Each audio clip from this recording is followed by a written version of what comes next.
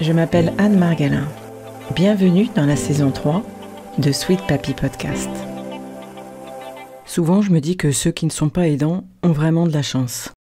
Pas toi ? Je parle même pas de ceux qui arrivent à dormir sereinement une nuit complète. Entre veiller et rêver, il y a une différence. Et entre être grincheuse et veiller parce que la quête du sommeil pour les aidants, c'est vraiment une galère, on continue notre défi de Jean quelque chose. Alors réveille-toi et écoute-moi. Quand les bras qui vous ont si longtemps réconfortés se fragilisent, quand vous souhaitez prendre soin avec douceur de ceux qui vous ont donné la vie, vous réalisez que c'est un monde inconnu qui s'ouvre devant vous. Vous êtes proche aidant. La vocation de Sweet Papy Podcast est de vous aider à garder ces moments agréables et mémorables pour maintenir votre équilibre de vie et une relation pleine d'amour avec eux.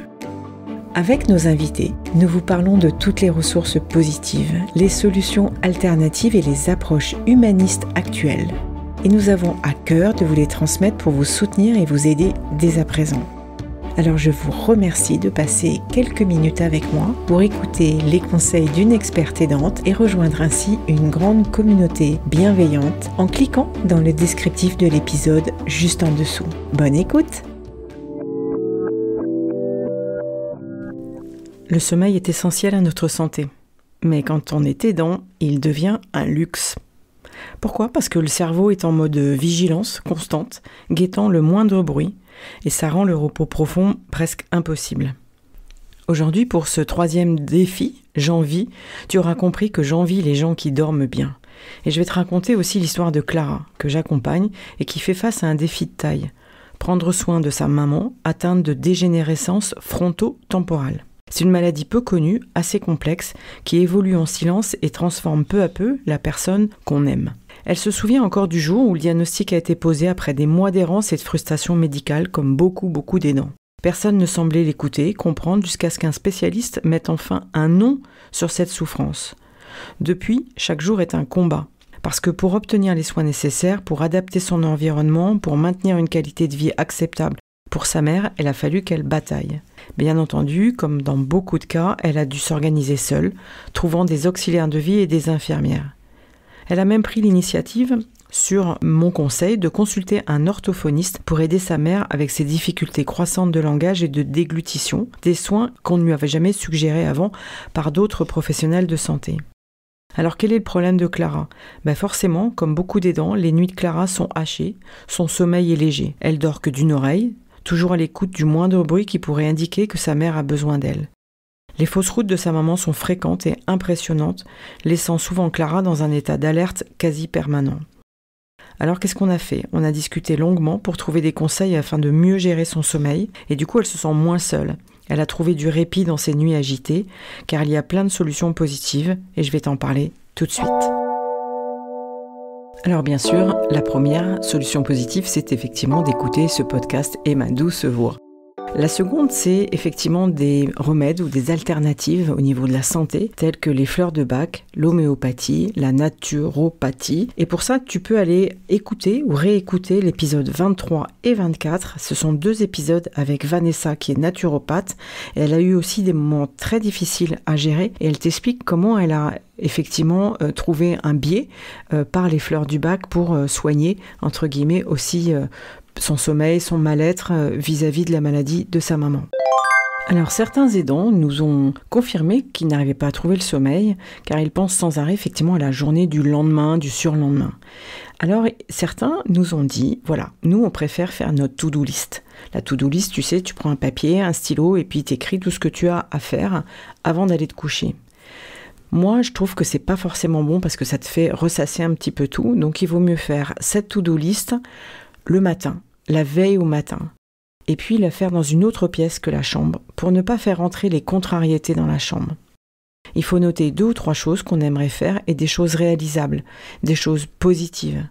Cela aidera quand même à finir après la journée d'une manière plus agréable et avec des bonnes projections pour la journée du lendemain. Alors pourquoi pas dans la chambre ? Parce que la chambre, c'est la dernière chose que l'on voit avant d'éteindre la lumière.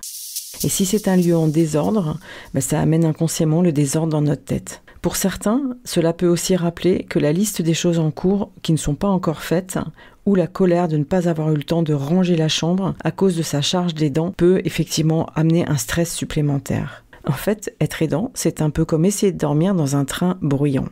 Et un point crucial souvent négligé, c'est notre literie, la façon dont on se couche et surtout le lit. En tant qu'aidant, les jours filent et on oublie l'importance d'un bon matelas et d'un oreiller adapté. Un matelas qui ne convient plus, ce sont des nuits agitées et un douloureux réveil le lendemain. Moi, j'ai fait attention aussi au matelas de mon aidée, de Sweet Mamie, pour faire attention à ce qu'elle dorme correctement. Saviez-vous que passé 50 ans, le sommeil change naturellement ? Imaginez maintenant y rajouter le stress constant d'être aidant. Donc la première chose, c'est d'avoir une chambre bien rangée. Faites en sorte d'apprécier ce que vous voyez, non pas de vous forcer à ne pas voir le désordre qui vous dérange. Ensuite, cherchez des techniques pour améliorer votre propre sommeil. Pour ma part, j'écoute le soir, assez souvent et même le matin, où j'écoutais même en cas de stress, les épisodes de mon amie Virginie dans La Voix positive, où elle fait quelques méditations qui sont vraiment très très agréables, assez courtes et très agréables. Sinon, il y a plein d'applications effectivement de méditation. Après, si c'est dans le cas de Clara, il y a plusieurs utilisations possibles. Par exemple, les babyphones ou les talkie-walkie. Parce que si la personne aidée dort au rez-de-chaussée quand son aidant dort à l'étage, l'aidant a peur de ne pas entendre si la personne malade appelle à l'aide ou si elle chute. Le cerveau est donc toujours en alerte et à l'affût du moindre bruit dans la maison. Or, une maison, ça fait du bruit. Les sols grincent, le vent siffle, les voisins claquent les portes. Et puis, pour ne plus avoir peur donc de manquer un bruit important, il est possible de lui confier aussi un talkie-walkie si le malade est encore assez autonome. Cela permet d'appeler facilement son aidant qui peut dormir dans le silence le reste du temps. Sans le ronflement ou le râle nocturne bien entendu. Après, il y a la sonnette. Alors vous n'avez pas forcément envie d'acheter tout un équipement pour que votre proche dépendant puisse vous alerter la nuit en cas de besoin. Vous pouvez alors tout simplement acheter une sonnette de porte. Il aura le bouton et vous aurez le carillon près de vous. Alors un bon conseil, le bouton en question qui reste avec votre aidé ou votre proche, ne lui mettez pas près du lit parce que si jamais il se retourne dans la nuit, il appuie dessus. Et ça m'est arrivé déjà plusieurs fois. Bon, après, si c'est une question de chute de lit, il faut évidemment poser des barrières de lit sur un lit médicalisé. Et il existe aussi un système pour pouvoir en rajouter sur un lit classique, en achetant un système particulier qui se fixe sous le matelas. Si la personne tente de sortir du lit malgré les barrières, il est possible de sécuriser la chute éventuelle. Il existe des lits qui peuvent descendre très bas aussi. Ainsi, la personne ne se fait pas mal en tombant. De la même façon, il existe des tapis à installer au bord du lit pour amortir la chute. J'ai déjà eu 3 chutes de lit avec mes Sweet Papy et Mamie, donc franchement c'est quelque chose qui arrive assez fréquemment, donc faites attention. Bon, il y a plein d'autres solutions et astuces, mais on pourrait les partager ensemble, nos astuces et vos histoires à tous là qui écoutez. Est-ce qu'on peut briser ensemble le cycle de la fatigue et de retrouver le repos que l'on mérite ? Alors, je sais qu'il y a des personnes qui écoutent, qui font la même chose que moi, un joli podcast comme Mélie, mais pour les bébés. Et donc, finalement, un bébé ou un senior qui a des problèmes pour dormir, eh bien, c'est exactement la même chose, il faut trouver des solutions pour garder notre calme. Donc revenons à j'envie le sommeil des autres, je comprends bien qu'il faut accepter aussi mes émotions et les vôtres, y compris la jalousie envers ceux qui dorment bien. Et puis surtout chercher des techniques pour améliorer son propre sommeil. J'en ai donné quelques-unes, mais partagez encore celles que vous auriez éventuellement de votre côté. Merci beaucoup, j'espère que ce grincheuse à la recherche du sommeil vous a intéressé et on se retrouve très très bientôt. Merci, belle nuit.